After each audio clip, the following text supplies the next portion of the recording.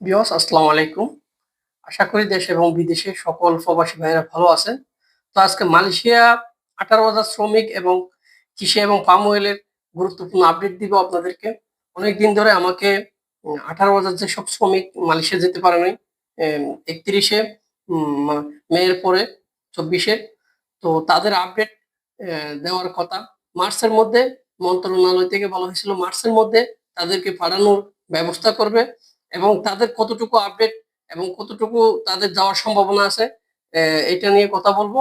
আর দ্বিতীয় বিষয় হচ্ছে বর্তমানে মালয়েশিয়া পাম অয়েল এবং কৃষি বিষয় চালু আছে, তাদের কাজ কতটুকু লোক যেতে পারতেছে এই বিষয়, কাদের বিষয় হচ্ছে, মেন পাওয়ার হচ্ছে নাকি, এ বিষয়ে নিয়ে কথা বলবো।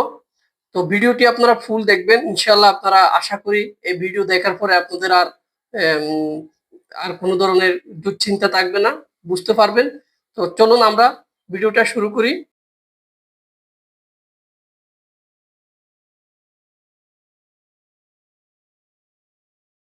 তো বিয়স, প্রথমত 18,000 যেসব শ্রমিক বাংলাদেশের প্রবাসী কল্যাণ মন্ত্রণালয় থেকে আহ, গত ফেব্রুয়ারি মাসে আপনারা যারা আন্দোলন করছিলেন কারওয়ান বাজারে এবং প্রবাসী কল্যাণ মন্ত্রণালয়ের সামনে, আপনারা জানেন আপনাদেরকে সচিব স্যার আপনাদেরকে দেখার পরে আপনাদেরকে মার্চের মধ্যে সবাইকে পাঠানোর একটা ব্যবস্থা করবে বলছে এবং সেখান থেকে মালয়েশিয়া থেকে যাচাই বাছাই করে 7,964 জন শ্রমিক মালয়েশিয়া যাওয়ার জন্য তারা প্রস্তুত, তারা বলেছে। এবং যারা 18,000 শ্রমিক যেতে পারে নাই সেখান থেকে, তো বর্তমানে আপনারা জানেন অনেক শ্রমিক বিভিন্ন দেশে চলে গেছে বিভিন্ন কাজে, বিভিন্ন ভিসা নিয়ে।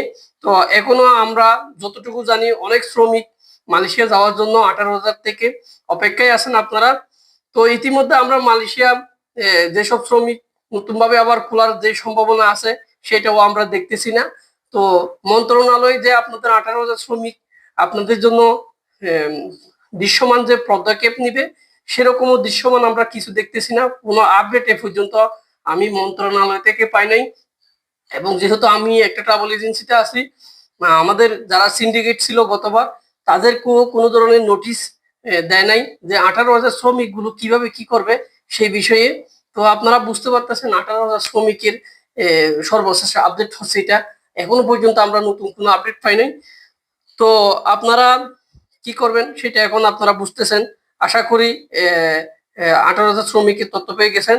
আর মালয়েশিয়া 18 পাম অয়েল এবং কৃষি বিষয়ে যারা মালয়েশিয়া যাওয়ার জন্য জমা দিয়েছেন পাসপোর্ট, অনেকের কলিং হয়েছে, অনলাইন হয়েছে, ভিসা হয়েছে। ভিসা হওয়ার পরে আপনার মেন পাওয়ার হচ্ছে না, বিভিন্ন কারণে আপনারা মালয়েশিয়া পাম অয়েল এবং কৃষি বিষয়ের জন্য আটকে আছেন যাওয়ার জন্য।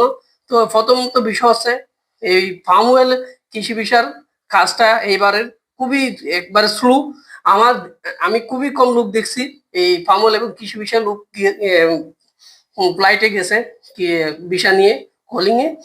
তো গুটি কয়েক আমি দেখছি আমার পরিচিত যারা সিন্ডিকেটে ছিল এবং আমার যেগুলো এজেন্সি ছিল, 5 জন 10 জন এরকম করে অনেক আগে গেছে। তবে ইদানিং আমি এই বিষয়ে কৃষি বিষয় এবং পাম অয়েল বিষয় লোক গেছে এই পর্যন্ত আমি দেখি নাই। তো তার মানে বুঝতেছেন আপনারা লোক কিন্তু খুবই কম যাচ্ছে। অনেকের অনলাইন দেখছে, কলিং হচ্ছে, ভিসা হচ্ছে, ভিসা হওয়ার পর আবার মেন পাওয়ার দিতে পারতেছে না, আটকে আছে, বিভিন্ন ঝামেলায় আটকে আছে। তো এই কাজটা অনেক স্লো।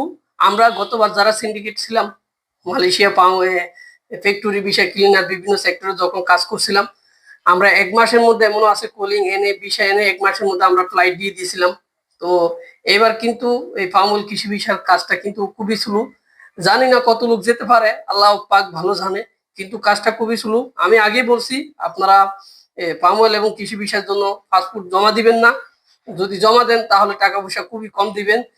যেদিন যাবেন, যেদিন মেন পাওয়ারটা দিবে সেদিন আপনারা টাকা দিবেন।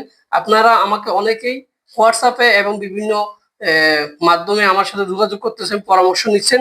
আমি আপনাদেরকে সব সময় বলি আপনারা সেফ থাকবেন, সব সময় টাকা দিবেন ব্যাংক অ্যাকাউন্টে, যাতে আপনাদের কোনো সমস্যা না হয়, না যেতে পারলেও। তো আশা করি বুঝতে পারছেন ভিউয়ার্স। আর আমার নতুন নতুন আপডেট ইনশাআল্লাহ এখন থেকে পাবেন। আমি মন্ত্রণালয়ে গেলে নতুন আপডেট ইনশাল্লাহ সেখান থেকেও পাবো ইনশাল্লাহ। আপনাদের মালয়েশিয়া যারা নতুন ভাবে আবার খোলার সম্ভাবনা আছে নাকি সে বিষয়ে আরেকটা নতুন ভিডিও আসতেছে ইনশাল্লাহ। তো সবাই ভালো থাকবেন। আসসালামু আলাইকুম। চ্যানেলটি সাবস্ক্রাইব করে পাশে থাকবেন ইনশাল্লাহ। আসসালামু আলাইকুম।